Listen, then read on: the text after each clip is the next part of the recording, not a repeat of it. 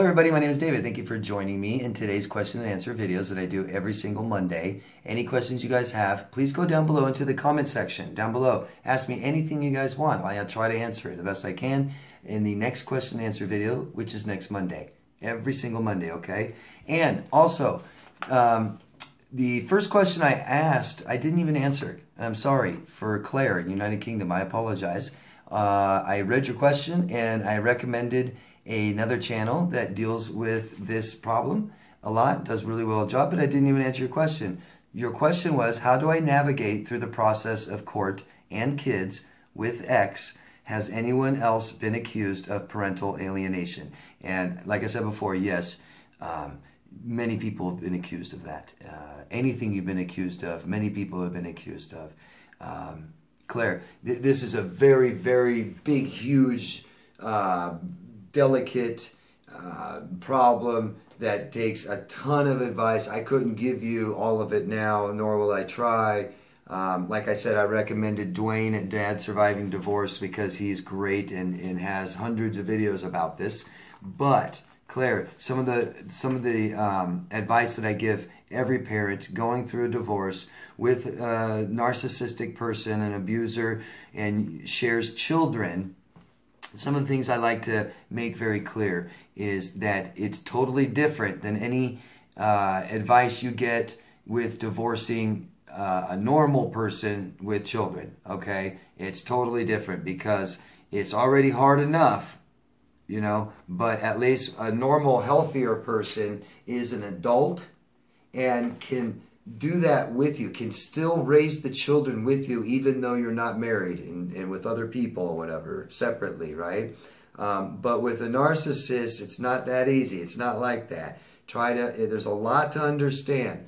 So try to understand the person you're dealing with. Try to understand who they are and what makes them tick and why. Narcissists are emotional children. So you're not dealing with an adult, you're dealing with another children. So they, like, instead of co-parenting, you're parallel parenting. You're parenting, you know, it's difficult. It's going to be a lot harder. I'm very sorry, Claire. I always recommend therapy, counseling, coaching, get a lawyer. I'm sure you have some type of lawyer, but most of this process needs to be done through the lawyers. Okay, minimal to zero communication with the ex. You can still keep almost no contact with them. Courts are pretty good about stuff like this. If you tell the courts he abused me and stuff like this, I don't want to see him in court. Sometimes they're pretty good about that. Kids would really benefit from child therapy, family therapy, stuff like that. But you need support, Claire. Try to get friends, family to help you. Try to get professionals. But any communication you have should be only about the children, should only be through email, only. No phone call, texting, stuff like this, talking about things that don't have to do with the children, things like that, okay? Don't just agree to any terms to get it over with. Realize the effects that this has on you and your family for the rest of your life. Get lots of advice. Talk to people who've done this and been through it. Don't overcompensate. Don't say, oh, my father or their father is, you know, poor father, can't be a good father, so I'm going to be an extra good mother. The best way to be a good mother is to be a good, healthy person. You first. You become healthy, you are healthy, and then you help your children. You're there for your children. Don't say bad things or fight with him through the children. You let him say bad things about you, and you don't say anything bad at all. And that's mother. Mother is stable. Mother has a nice home. Be open, inviting to your children all the time. Do anything you do for them, with them, should be done with love. Just some of the basics. Just some of the basics. Do what your lawyer tells you to do. Get a lawyer, okay? Zero to minimal contact, only through emails, only about the children. Okay, Claire? Good luck. Oh, and my next question is from you, Claire, again. Why do narcissists get remarried so quickly after a split up or a divorce? So he's already with somebody else, huh?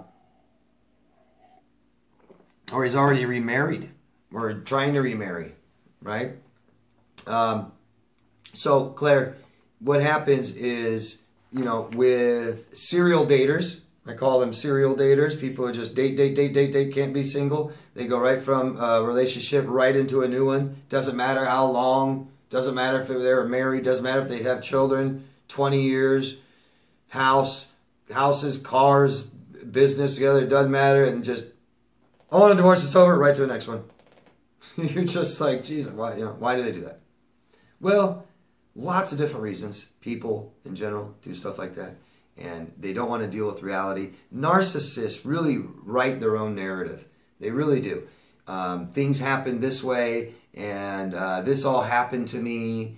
You know that attitude people get when they go through a lot of bad things in their life, and they're like, oh, this all happened to me.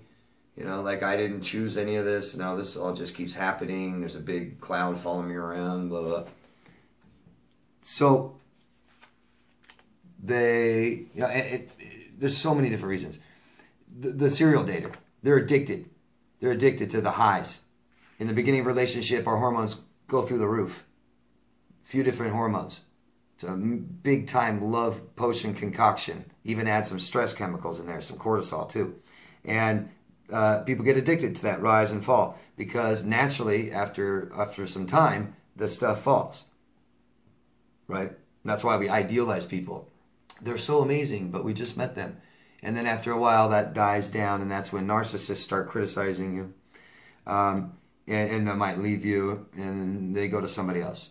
But right after a relationship ends, they can go through a lot and experience a lot too, even if they don't act like it. Failed relationships aren't good for anybody. Even narcissists, they don't like it. It's depressing.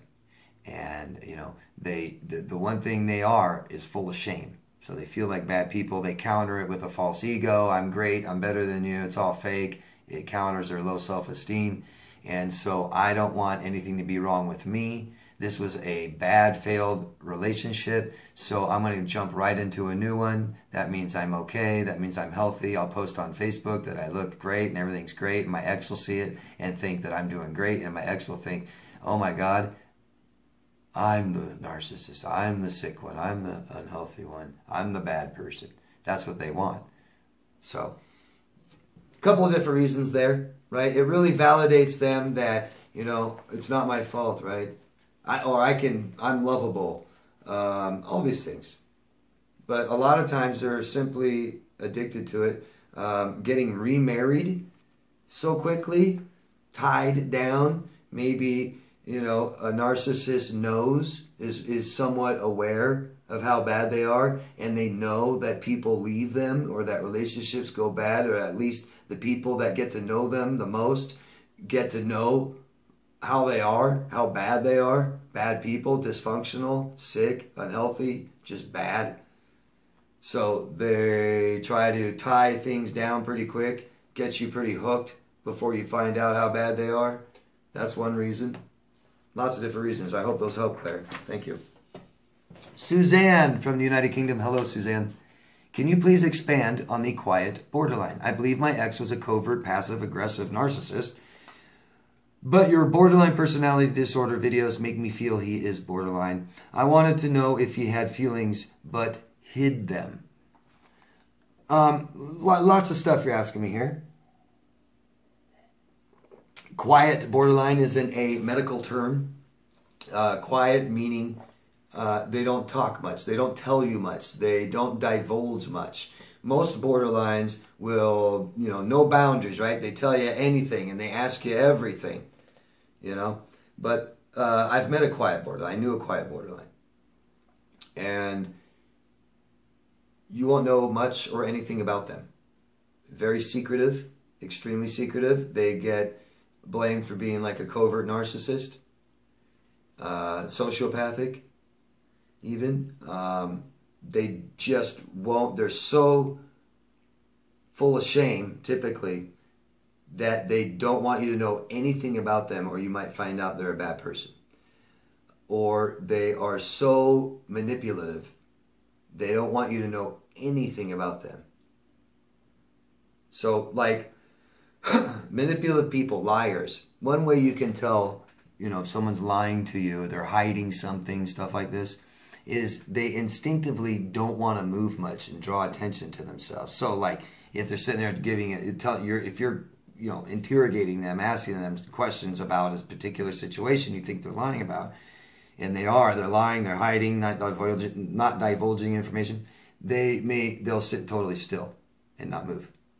Not move at all. Sit so still. And you'll see them like do something weird with their hands and they'll never move them again. They'll hold them in that position the whole time. You're just like, geez, you want to move your hands there? Or they won't blink while they're telling them a lie. And then after they're done telling a lie, then they'll blink a bunch. So it's don't move. Be quiet. No motion. If I don't want you to know who I am, then best thing to do is not talk to you, right? Or if I have to talk to you, don't tell you very much. That's kind of quiet borderline. Someone who totally suppresses their affect. So they may still feel crazy inside, like a borderline, can't regulate emotions, and then they'll eventually blow up. They might just blow up in massive rage and go crazy because they never spoke up, never said anything, and they don't know how to process emotion correctly at all. And that's a major part of the quiet borderline. You wanted to know if he had feelings but hid them because you thought he was a narcissist. Now he might be borderline, stuff like this. I wouldn't know, and that's very difficult. And so many people have a problem with borderline and narcissistic personality disorder, how similar they are. It can be very difficult. Best thing to do, I tell people this, simply look up the traits. There's 9 traits necessary to be a narcissist, or there's 9 traits, personality traits. You need 5 of them to be a narcissist, and you can go down the checklist. That might help. And then you can go through the criteria of borderline if you want to find out what somebody is. That might help, but it's really hard to do with people we're closest to. Very, very hard. Sorry I can't help you more. Shannon from the Western United States. Hello, Shannon. I left my narcissist 18 months ago. I have a 5-year restraining order and he's violated it twice. Worrying if he will do it again makes me think about him every day. And you avoid areas that he might be in. How do I get rid of my thoughts? I'm sorry you're going through this, Shannon. If he's violated your restraining order, I don't know why he's not in jail. He should be. That's what it's for. And I understand you're worrying about it, and it makes you think about it all the time. It's like you're just waiting for him to do it again. So what most likely this is you're not healed from the relationship, Shannon, okay? It's the trauma you need to heal from, not just him. So you're thinking about him because that's the source of the trauma. So start healing from this, Shannon, and healing is learning and understanding. So start talking about things you went through, the trauma you went through, so that it feels okay. Start talking about it so you understand it and you learn from it and it feels better, and that's how you won't think about him all the time, okay? You won't be so scared of him, okay? I hope that makes sense, Shannon. Get some help. Talk to somebody, okay? Thank you. DJ from San Francisco, California, hello. My ex-wife is continuing to smear me. How can I respond or give my children's friends' parents the full picture? The smear is causing other parents to keep their children from coming to my house. So you have children, you share children with your ex-wife. Your ex-wife is out there smearing to your children's parents, or your children's friends' parents. And they're looking at you weird and don't want to do this and that. I'm sorry. I really am. Rule number 1, smear campaign, you don't retaliate, you don't defend yourself, and you don't talk about the other person. Horrible, I know. It's one of the worst things to go through. I know. Trust me. Smear campaigns are awful, awful abuse. And that's what it is. It's abuse. And that's something you need to realize. All of you need to realize that smear campaigns are abuse. So when you're worried about someone out there abusing you to people and you're worried about what people think, you should realize that other people should think that's disgusting and don't like it and don't care for it. We don't talk bad about people like that all the time. What else can you do? You can't sit there and go around to each person and say, oh, I'm not a bad person. I don't really do this and I don't really do that. It won't help. The bad thing, as far as other people are concerned, is listening to her talk bad about you. It's gross. It's disgusting. Some of them will believe it, but some of them are also pretty unhealthy themselves. We don't care. We don't like smear campaigns because we don't like people talking bad about people. It doesn't matter if it's true or bad. Shut up. If you love yourself, you can't hate a bunch of other people. If you hate yourself, you will hate other people. If you love yourself, you'll love people and not talk bad about people all the time. She needs to heal from this, obviously. Okay? Your reaction to this is expected. It's normal being what you're going through. But try not to. Try not to react to this. Try to talk about this. Try to have people in your life tell you good things about yourself. Try not to hear it. Try not to see it. Try not to react to it. And try not to let her see you react to it. And don't defend yourself. Don't talk bad about her.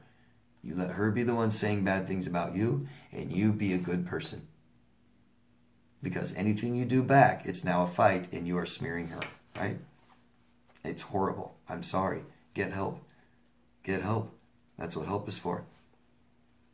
Get a counselor, therapist, life coach to sit there and explain to you what's going on, to sit there and tell you that you're a good person and that's awful, and get friends and family to tell you you're a good person too, okay? Good luck.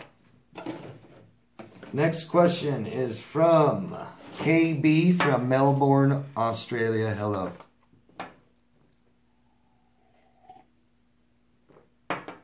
Why is it after I discarded a narcissist, he tried to make it look like he discarded me? He brought his ex back, he smeared me, he blocked me. Well, because they're little children. I'm not kidding, they're emotional children. Emotional development, right, continues into adulthood until we're emotional adults. Okay?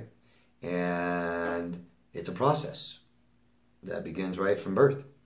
It goes way into your adult life.